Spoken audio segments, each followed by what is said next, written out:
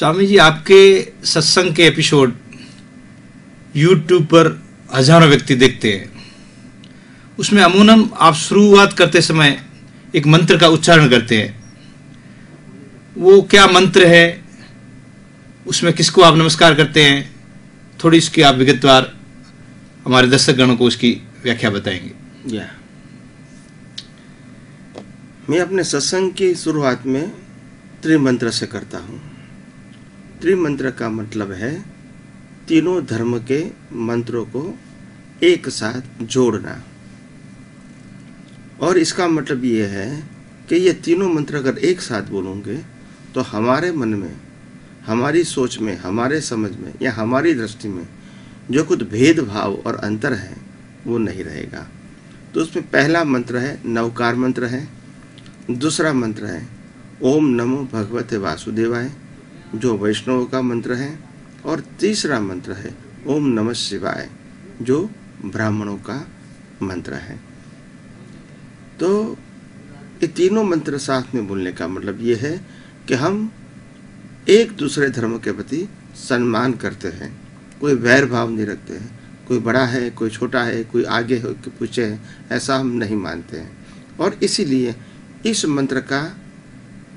मंत्र का दूसरा मीनिंग होता है निष्पक्षपाती मंत्र, यानी पक्ष और पंथ से ऊपर ये मंत्र है। तो ये मंत्र जो है, तो पहला जो मंत्र है नमोकार यानी नमस्कार मंत्र। नमस्कार मंत्र के अंदर 5 अलग अलग कैटेगरी के व्यक्तियों को नमस्कार किया है। यहाँ व्यक्ति का नाम, यहाँ व्यक्ति का शब्द कोई नाम के साथ नहीं जुड़ा है, मगर वो क्वालिटी के साथ जुड़ा है। तो क्वालिटी, इस क्वालिटी वाली व्यक्ति को मेरा नमस्कार। उसमें नाम नहीं आता है। जैसे पहले बताया नमो अरिहंताणम, तो अरिहंत भगवान को मैं नमस्कार करता हूँ। तो अरिहंत किसको कहेंगे? जिन्होंने अपने क्रोध मान माया लोभ, राग द्वेष और अज्ञान रूपी शत्रु का जिन्होंने नाश किया है, इसको अरिहंत बोलते हैं, जो केवल ज्ञान सहित है। यानी अरि का मतलब होता है दुश्मन, हंताणम का मतलब होता है नाश किया है।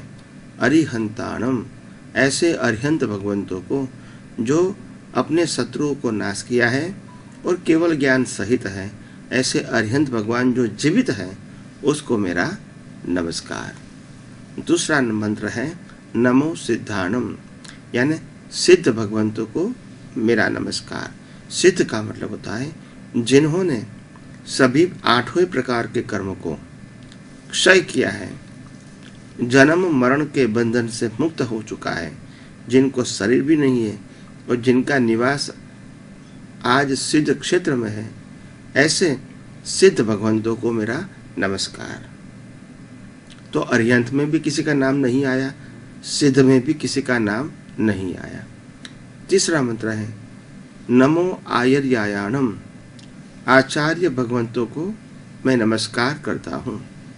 तो आचार्य किसको कहेंगे? तो आचार्य इसको कहेंगे जो तीर्थंकर भगवान की आज्ञा का वो खुद पालन करते हैं और अपने शिष्यों को वो पालन करवाते हैं, और वो फिर भी वो आत्मज्ञान सहित होने चाहिए। तो ये आत्मज्ञान सहित तीर्थंकर की आज्ञा का पालन करने वाला और करवाने वाले ऐसे आचार्य भगवंतों को मैं नमस्कार करता हूँ। चौथा मंत्र है नमो उवज्जायाणम, यानी उपाध्याय भगवंतों को मैं नमस्कार करता हूँ। उपाध्याय किसको कहेंगे? तो कॉमन बात है, आत्मज्ञान तो होना ही चाहिए, प्लस आचार्य भगवान के सामने वो पढ़ाई कर रहा है और जितना पढ़ा हुआ है, समझा हुआ है, वो साधु को बांटते भी है। ऐसे आत्मज्ञान सहित और आचार्य भगवान की आज्ञा को फॉलो करने वाले ऐसे उपाध्याय भगवंतों को मेरा नमस्कार है।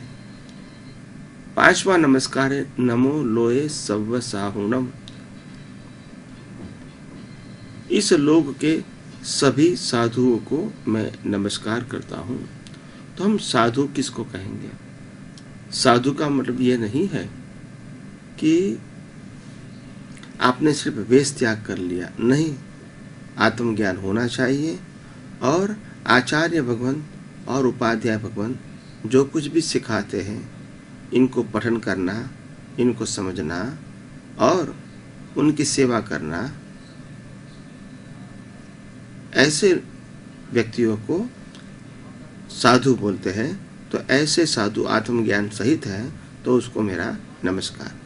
यानी अरिहंत, सिद्ध, आचार्य, उपाध्याय और साधु, ऐसे 5 महान व्यक्तियों को नमस्कार करता हूँ। मतलब यहाँ कोई व्यक्ति का नाम नहीं है, ये मंत्र व्यक्तिवाचक नहीं है, क्वालिटी वाचक है, गुणवाचक है, क्वालिटी वाचक है।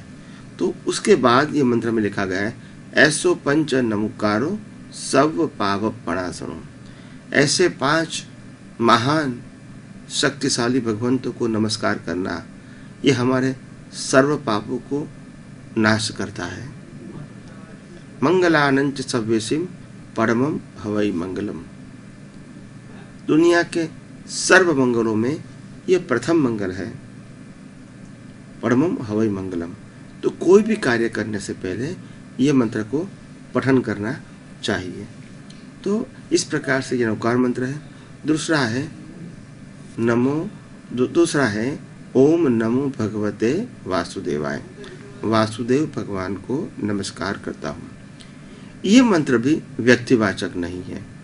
आमतौर से लोग वासुदेव का मतलब कृष्ण भगवान को नमस्कार करता हूँ ऐसा ही मानते हैं, मगर ये वासुदेव वो कृष्ण भगवान को ही लागू नहीं होता है। ऐसे 9 वासुदेव हो गए। कितने? 9 वासुदेव। तो वासुदेव को नमस्कार करना ये क्वालिटी वाचक मंत्र है, ये व्यक्तिवाचक मंत्र नहीं है। हम वासुदेव किसको कहेंगे? वासुदेव इसको कहते हैं जो 3 खंड का वो मालिक है, आत्मज्ञान सहित है और कैसे भी करके वो धर्म की रक्षा करता है। हर परिस्थिति में धर्म और संस्कृति की रक्षा करना ये उनका फर्ज होता है। तो इसीलिए उनको वासुदेव कहते हैं। तो वासुदेव ये पोस्ट है, क्या है? ये व्यक्ति का नाम नहीं है। ऐसे 9 वासुदेव होते हैं, इनमें से एक ये कृष्ण भगवान थे। और लास्ट है ओम नमो भगवते वासुदेवाय और ओम नमः शिवाय, ये तीसरा मंत्र है। तो ओम नमः शिवाय, तो ये मैं शिव भगवान को नमस्कार करता हूँ। तो शिव कोई व्यक्ति नहीं है। शिव का मतलब होता है जो जीव में से शिव बने, प्रकृति में से परमात्मा बने, देह भाव से मुक्त होकर आत्म भाव में आ गए और खुद का तो कल्याण हो गया क्योंकि खुद का अनुभव हो गया और लाखों लोगों के कल्याण के लिए वो उत्कृष्ट निमित्त बनते हैं, तो उसको शिव बोला जाता है। शिव का मतलब होता है मेरा कल्याण हो गया और दूसरे को कल्याण के लिए मैं निमित्त बनता हूँ, उत्तम, तो इसको शिव बोला जाता है। शिव कोई व्यक्तिवाचक नाम नहीं है। यानी ये जो 3 मंत्र है, जैनों का मंत्र, वैष्णवों का मंत्र और ब्राह्मणों का मंत्र, ये तीनों मंत्रों का एक नाम है त्रिमंत्र। तो त्रिमंत्र बोलने से हर धर्म के प्रति जो हमारा भेदभाव है वो निकल जाता है और इसीलिए उसका दूसरा नाम है निष्पक्षपाती मंत्र। तो इस प्रकार से ये मंत्र बोलने से हमारे मन में जो भेदभाव होते हैं, जो राग द्वेष होते हैं, छोटा या बड़ापन लगता है हमको, तो ये सब निकल जाता है और हर धर्म के जो देवी देवता हैं वो हमारे संसार मार्ग में सहायक बनते हैं। इसीलिए उसका नाम है संसार विघ्न निवारक। इस प्रकार से ये मंत्र है।